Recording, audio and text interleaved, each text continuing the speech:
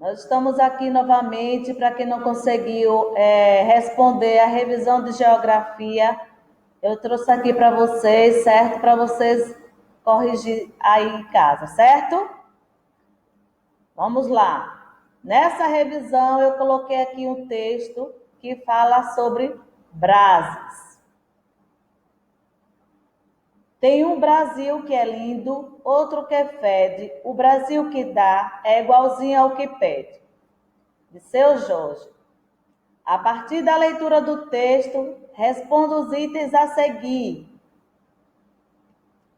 Identifique o motivo do título da música, Ser Brases. Por que o título da música é esse? Então, o nome da música faz referência ao fato de o Brasil possuir enorme diversidade, gente. Então, o Brasil ele possui uma enorme diversidade, certo? Tanto cultural e social. Letra B. Explique com suas palavras o que você entende por esse trecho da música. Tem um Brasil que é lindo, outro que fede. O Brasil que dá é igualzinho ao que pede. E aí, o que foi que vocês entenderam sobre esse trechinho da música? Resposta pessoal, hein? Cada um explica o que acha, certo? Segunda questão. É possível estabelecer no mundo alguns grupos de países, classificando-os de acordo com o seu desenvolvimento socioeconômico. Tal condição impede uma homogeneização de classes, uma vez que há diferenças marcantes dentro de cada um. Com base nessa informação, informe 2 países considerados, letra A, desenvolvidos. Olha aí os países que podem ser considerados desenvolvidos. Você só precisa colocar 2, certo? Eu coloquei esse para vocês terem a opção. Canadá, Estados Unidos, o Japão e Austrália. Na letra B, um país em desenvolvimento. Pode ser o Brasil, China, Índia, certo? Terceira questão. De acordo com o que estudamos, podemos afirmar que os países menos desenvolvidos encontram-se mais concentrados no continente africano. Vamos lá. Imagem para a questão 4. Pirâmide etária do Brasil 2018. A partir da análise de dados, identifique as faixas etárias mais predominantes no Brasil. Em seguida, indique as principais atividades realizadas por pessoas nessa fase da vida.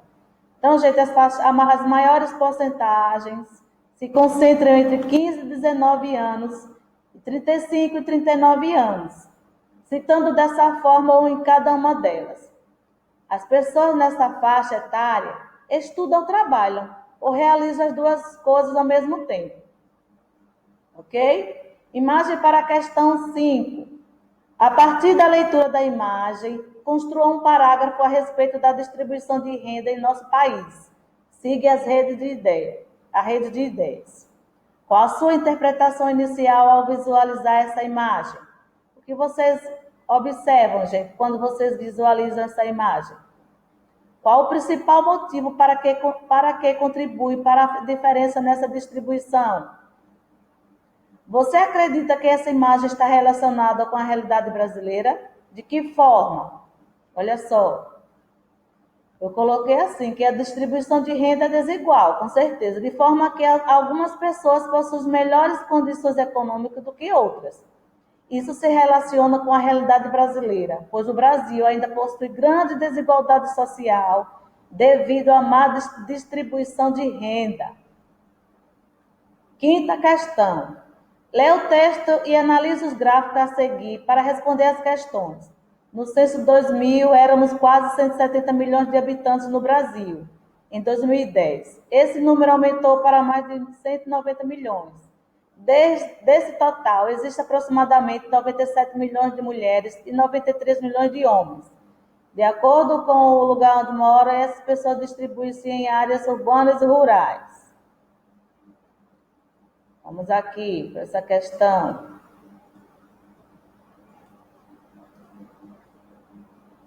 Gráfico para a questão 6. Distribuição Eu vou colocar, vou tirar essa questão aqui, certo, gente? Porque essa questão aqui não está nessa atividade, não. Gráfico para a questão C. Distribuição percentual da população do Porto, situação de domicílio Brasil 1980 a 2010. Com base na leitura dos dados contidos no gráfico, faça o que se pede. Indique o que representa os números que estão na vertical e os da horizontal. Na vertical está a população em percentual de habitantes. Isso.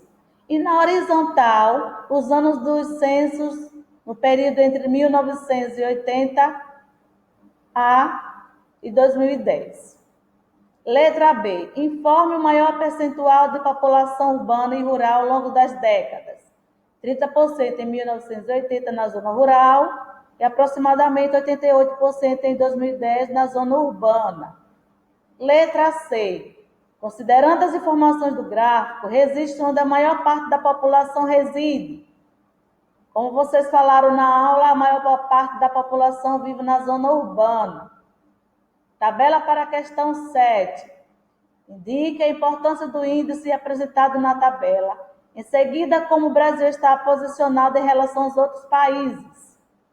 Então, que o índice coeficiente de Gini tem como função medir a desigualdade na distribuição de renda da população, sendo que, quanto mais próximo de 1, como vocês estão vendo aí, olha só o Brasil, quanto mais próximo de 1, mais concentrada a renda está.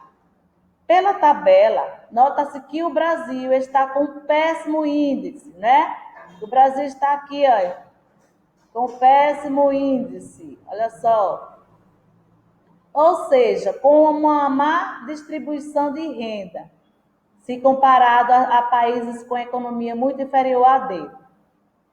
A oitava questão associa as colunas de acordo com a hierarquia urbana. Aí tem A, centros locais, B, centros de zona, C, centros subregionais, D, capitais regionais e E, metrópoles. São as cidades que ocupam a principal posição na hierarquia de uma rede urbana. Letra E, que é metrópole. Apresentam, em média, uma população de 95 mil habitantes. Letra C, centros subregionais. Cidades de pequena população, menos de 10 mil habitantes, que exercem influência apenas sobre a área rural do município. Letra A, centros locais.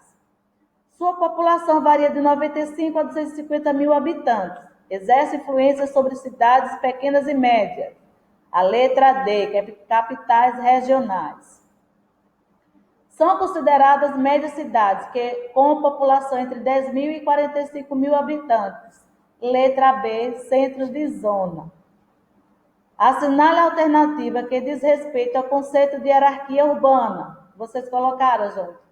Letra B, o grau de atração da cidade, de acordo com os serviços que oferecem sua população. Gráfico para a questão 10. Porcentagem da população que vive em área urbana por região 2015. Identifique a região que possui maior população urbana. A que podemos associar esse fato? Então, como vocês estão vendo aqui, olha, a maior população urbana é a região sudeste, com a região com maior população urbana no Brasil. Entre os fatores que explicam a alta taxa de urbanização no Brasil, pode-se destacar o aumento do êxodo rural, principalmente pelo processo de modernização e automatização dos processos produtivos e o crescimento do setor terciário, além de grande concentração de terras no país.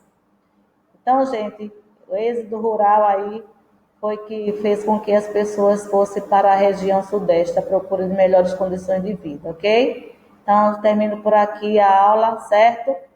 Caprichem aí, estudem, não só pela folha, mas também pelo livro, certo? Bom estudo e boa sorte. Beijão.